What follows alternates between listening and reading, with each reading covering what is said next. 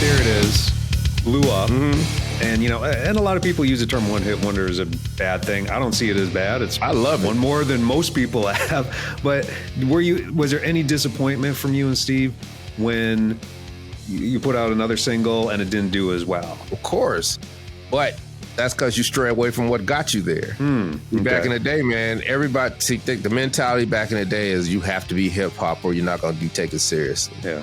And Whoomp There It Is, to me, is hip-hop because it comes from the genesis of hip-hop, which always, to me, will be Planet Rock. Can't nobody say Planet Rock's not hip-hop because Planet Rock started the B-boy movement, right? That started breakdancing and, you know, popping and locking. Planet Rock was one of those ones. Kraftwerk, Al Nafish, all those.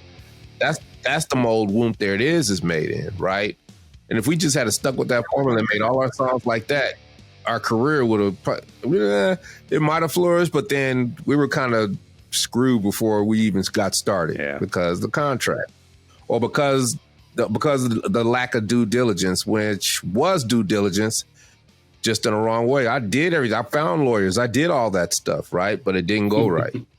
And I take full responsibility because I'm a grown-ass man. So the quicker you take responsibility for it and don't blame other people for what happens to you, that frees you up to just keep going. And I've just never stopped because I knew I could go back to the club and make money, right? So I go back to the club. I'm working at 4 clubs, all of Atlanta's hottest clubs for years.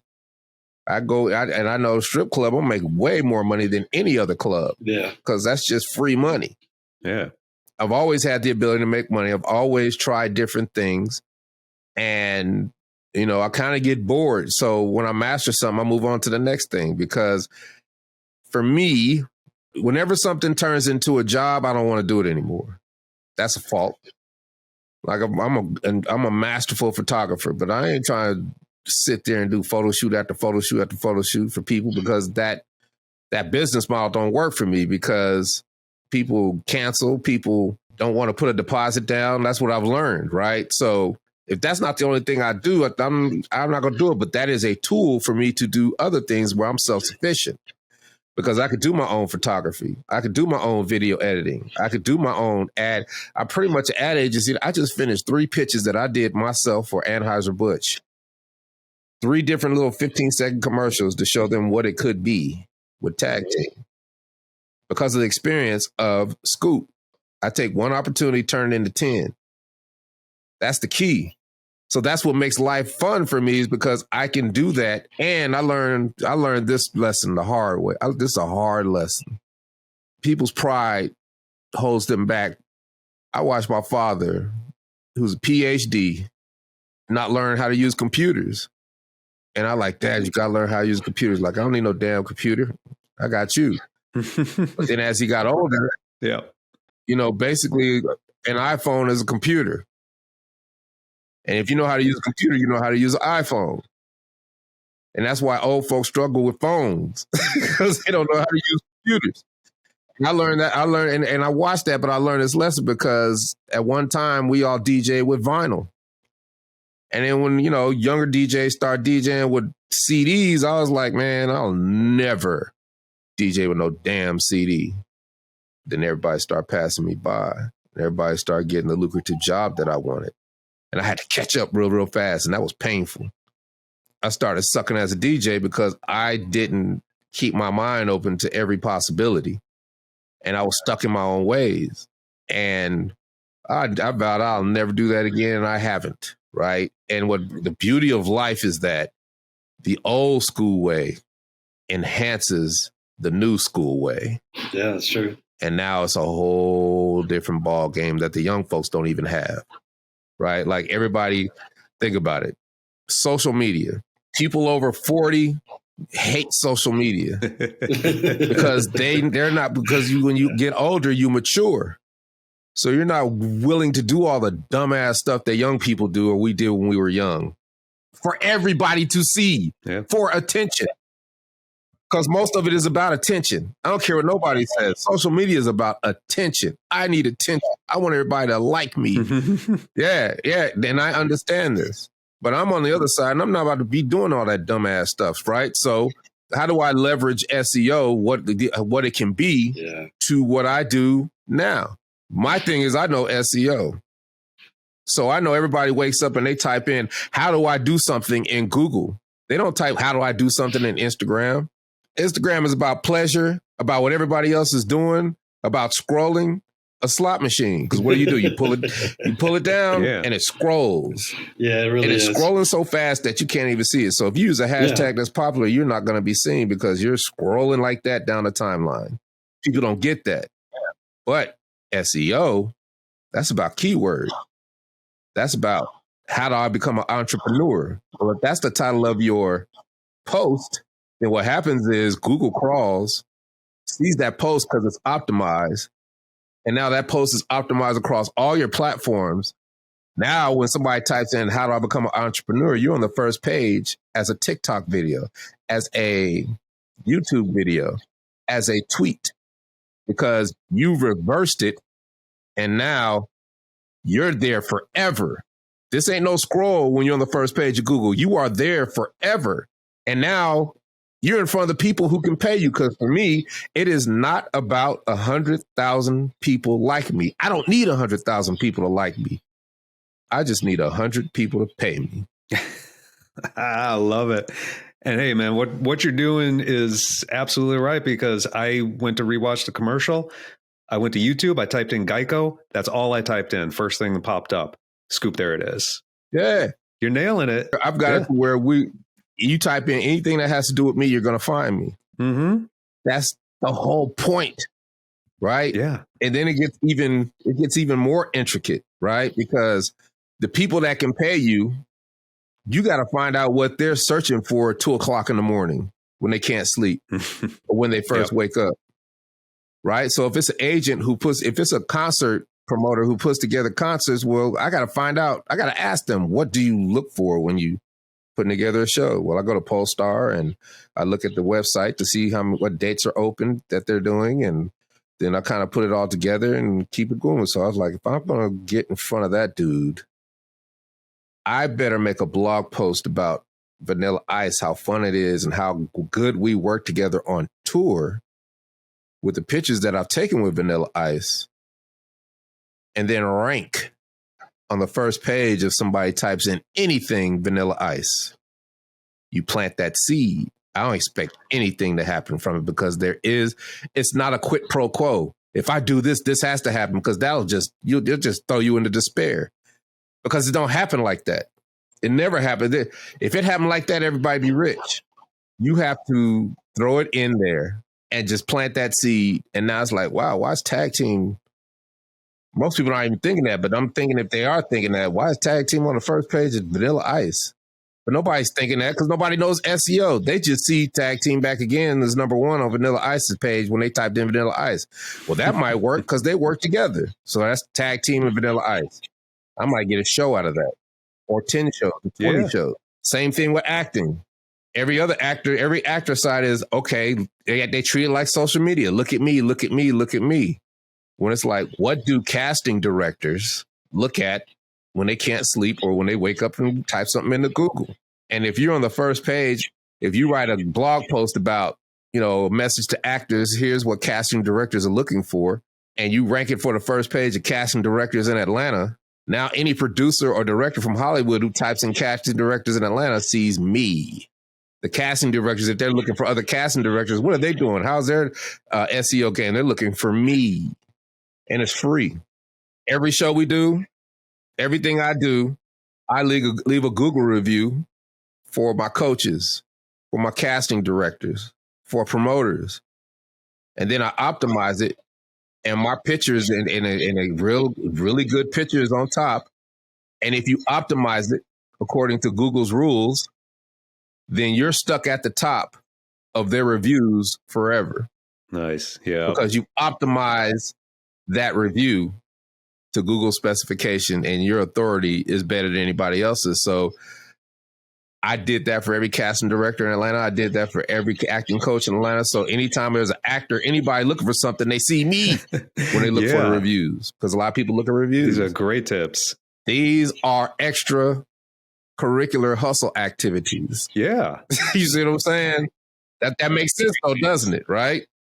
You know, like, and that's how I do it. That's how I do it, man. It's like there are so many free ways to get your thing out there that people don't even see, but everybody, you know, it's the herd mentality. Everybody wants to follow the herd. And then everybody's goals are, you know, people's goals are different, but they're kind of the same. They want to be profitable in business. But they're looking at these YouTube influencers. They're making money because of drama. Their life is full of drama, right? Because they're on drugs, because they're on this. But like, what value are they providing? You know what I'm saying? So the people who can provide value are the ones who are going to get paid. They do their thing, and that's okay. I'm not knocking that at all. I just know I can't do that. You're not going to try to make me do it, and that's where everybody falls short, because everybody thinks they have to do that. Then they just stumble and bumble. Yeah, and they're not going to build a 30-year career off it either. That's not meant for you. Yeah. Yeah. You see what I'm saying? So it's like I will always, like, I'm in the process of doing so many things right now that, you know, for me, it's just about concerts and television performances. Because for every television performance, we just did The Masked Singer last season. Yeah. Now, if I could do Dancing with the Stars as just a performance, just keep it in people's, I get to do a press release off of those things. And press releases are Trojan horses for me. Most people think press release is about press. It's not about press. It's about building links. It's about building authority. And it's about getting your message out there to where now, if you optimize it right, you have references of the things that you've done in your life that you curated to put in Wikipedia pages, to put in things that make you more valid to the internet. And when Google crawls, Google takes all that information and that data and not only puts you in the place that you want to be, but it goes out there and brings everything that's relevant to what you just wrote about and puts it in its proper place, because the internet is just full of data in the air, and Google gives you the recipe. You know, it's a robot. It don't have no feelings. Everybody talks about the algorithm this, the algorithm the that. algorithm hates me. Algorithm is. All algorithm is rules. Google gives you the rules. So basically, Google gives you the recipe. What are you going to be? A short order cook or a Michelin star chef? I choose the latter. Yeah. And now I help Google do its job, and now I can get anywhere I want to be. But, you know, it's hard because sometimes people will pay $300,000-$400,000 a month just to be on the first page of Google, like real estate companies. So that's why certain things are harder than others, right? It's just about your creativity, but you don't even know how to be creative if you don't learn it, if you don't put in the work. And that's the beauty of it.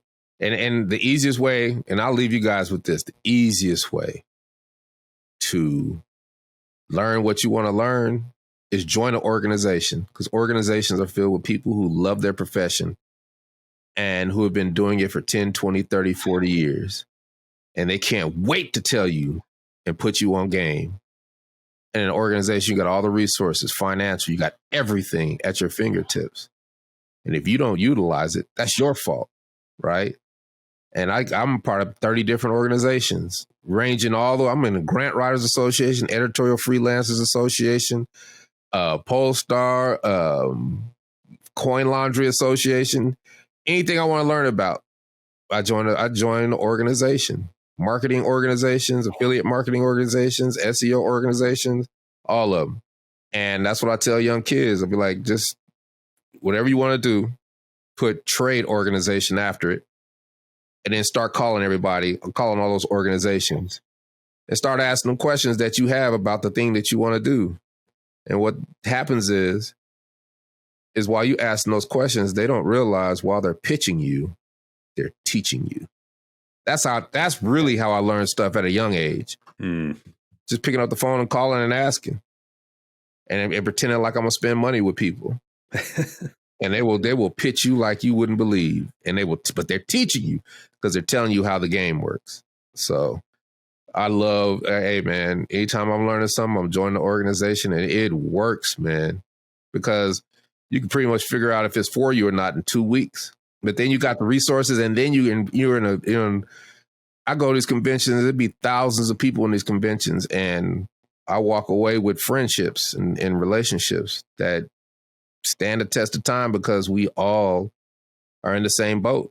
And I know that's a gift of mine, to be able the ability to talk to people and the ability to just let people talk and listen, right? And, for me, I learn more by talking. And just within this podcast, I've come up with like 5 different ideas. And that's why I do them every day. Because the more I talk, the more I learn, right? Yeah. And I know I'm helping people. So that's why it's just if somebody could take one thing that I said from here and it might change their entire lives. And I've had instances where people come back years later and told me, man, you told me some stuff one time and it changed everything. I was like, that's what we're here for. We appreciate you coming on the show today, DC, because you have dropped so much knowledge on here. There's a lot of value for the listeners. We've talked a lot of business. Before we go, I just want to ask one quick question about music. Mm-hmm. What do you listen to these days? Any hip hop or otherwise, any recommendations we need to check out? I don't listen to anything but educational programs. Okay. I just listen to a whole spot. Because what I do, so here's another thing. This is learn how to learn. So if I get a course, I'll take that course and download all the pieces because they're usually part 1, part 2, part 3. Mm-hmm. They got their number. And I fuse them together in one. So if it's a 2-hour course, it's one course. Mm-hmm. And I put it together as one file.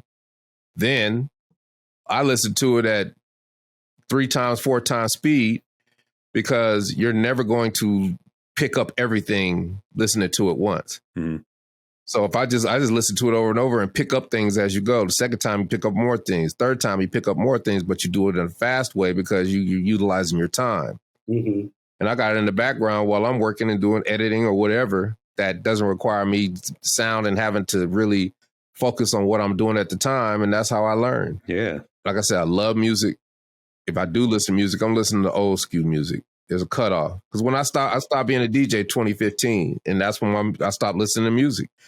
And it was like that before. It was like, I've always been a DJ. I know what it takes. I know how songs are structured. I know what I like.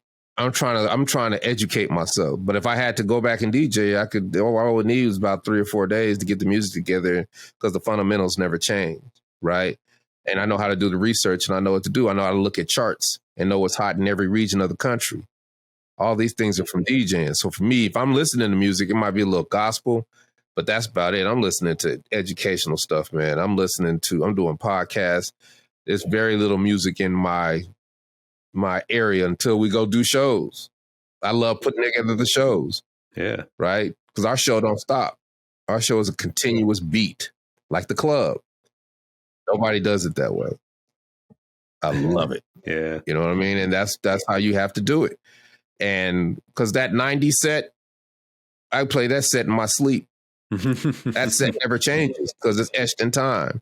That 2000 set, it never changes because it's etched in time. Yeah. You see what I'm saying? So that's why people stop listening to that's why they can't listen to the new stuff because they're not fully engaged in it. Not because it sucks or it's this or it's that.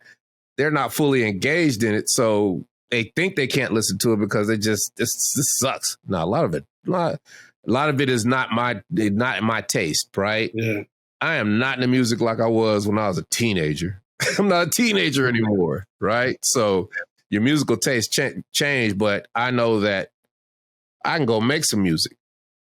I listen to trailer music because I'm putting together videos. That's music, right? I listen to all kind of stuff. Music is all around me, but I'm not sitting there listening to the new stuff because I just don't. One, I don't have time, and two, there's better stuff to listen to. I know that's like I said, all my answers are kind of long-winded because I have to. One question brings up 10 other questions, right? Yeah. Mm-hmm. You said, what music do you listen to? I don't listen to music. Dang, well, how do you live without listening to music? Is it music life? So I got to hashing all that out when I'm trying to answer you, right? Like, okay, it sounds like I'm giving a whole bunch of excuses, but I'm not because it's all relevant. It's like, I know that's a kind of shocking answer to I don't listen to music. And people are like, man, you, what? Yeah. It's like, I don't. You'll never hear radio. Mm-hmm. You'll never hear, because I'm always dictating. I'm always writing. Yeah. This is how I write. Learn how to learn. I suck at writing. Not at writing, but I'm masterful at storytelling, as you can tell by this podcast we just had. If I tried to write this, it's not going to work. But if I pick up the phone and dictate it, now it's a story. I'm storytelling. Then I take that story, throw it in one of my pieces of software, grammatically correct it, which is maybe Grammarly or Quillbot. I correct it. And then I send it to an editor who probably works as a newspaper, and he's freelance on the side, editing and line editing and copywriting and proofreading. He makes it all the perfect mix. And now I have my blog post. You see what I'm saying? Now I'm writing the first chapter of my book. I'm writing the foreword of my book because I sat there and I told the story and wove all these narratives in a way that has been so interesting because it's in the form of a story. Once again, another long-winded answer. You just asked a simple question. It's all right. You made our jobs easy today. Okay, because everybody can do it. Like, we had to earn it back in the day. First of all, we had to scrounge up our little money, our little dollars from our little jobs. Then we had to put it together and we had to practice it. Then we had to go to the studio and do it physically in the studio. And if something didn't go right, or if I was messing up on lyrics, that's time. And then when time starts fleeting, pressure starts growing. And then you kind of come out with what you want. You have to go through, I had to go through all of that, but all that changed when you got the 4-track Tascam 4-track. Now you can make songs in the comfort of your own home. You only got 4 tracks, but that right there changed everything for me because I was the first to do it out of all the people that I knew. And now I'm making songs. I'm putting together songs.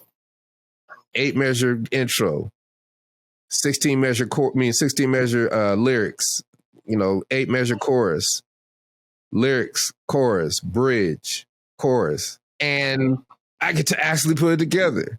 And it gets better and better and better because the more you do something, the better you get at it, especially when you keep learning, right? So, it's very poignant what you said, that the storytelling isn't there. Because I don't care what nobody said. That's why kids sit around campfires. That's what makes children fall asleep. Stories, a bedtime story, a campfire story. So why would you put that in your music? Storytelling is the key. And that's what rap used to be, because the stories are filled with metaphors and references and citations and all these things that we have to have in writing, but they were just second nature back in the day. Now you hear none of that. You don't even hear proper English. Right back in the day, you could understand every word that everybody was saying. Yeah. Because they spoke proper English. Even if it was slang, it still sounded proper English because you knew what they were saying. And they told a great story. That right there is why, for me, I'm one of those people that have a harder time with the newer music, just because the storytelling is so different now. Well, I feel like it's lacking in a lot of the music compared to when I was listening to it. Because once you touch that stage and the first words come through that microphone, you back to your childhood. Yeah.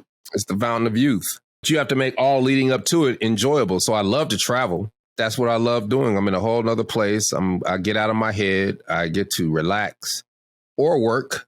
Like what I do when I leave, I'll fly somewhere a day early, go get the hotel, then I'll come downstairs, set up 2 computers, and grind the whole time. When other artists are coming in, they're like, look at DC, Tone Loc, look at DC over there trying to hack the government. Like they come in cracking jokes on me, right? But we're family. We're all happy to see each other. But then now they all consult with me because they see my hustle. See, that's the key to life. There's another thing that I do well. I let people see me hustle. You gotta let people see you hustle. And that's how you get in front of the people who can pay you. You let them see you hustle without them knowing that you were even trying to get in front of them to let you see you hustle. That's the stealth factor. So that's how I get in front of those casting directors and those coaches and all those people. You got to get in front of them without them even knowing that you're seeking them out. Then they just kind of stumble across you. Like, whoa, that dude's hustling. I like the cut of his jib. Right? You see what I'm saying? So that's what it is. That kind of goes back to SEO. If they stumble across me, they were looking for me, but now it's not that they stumbled across me, it's that they found what they were looking for. even if they weren't looking for me, because I know what they do. You see what I'm saying? So that is what I do. Well, before you go, there's one question I wanted to ask. You have this song, obviously, for 30 years now. You've been performing it. How do you stay excited to continue to perform this song when it's obvious from this conversation you are a very creative person? So it's like, how do you keep that enthusiasm to be like, you know what, I'm going to go out here and I'm going to rock it. I'm going to give the fans what they're looking for without feeling like, I got to do this song again. But this is why I like performing, because I change the show every show. Our show is like a club. So therefore, it's like a DJ set every show. So as you do that, you accumulate shows along the way.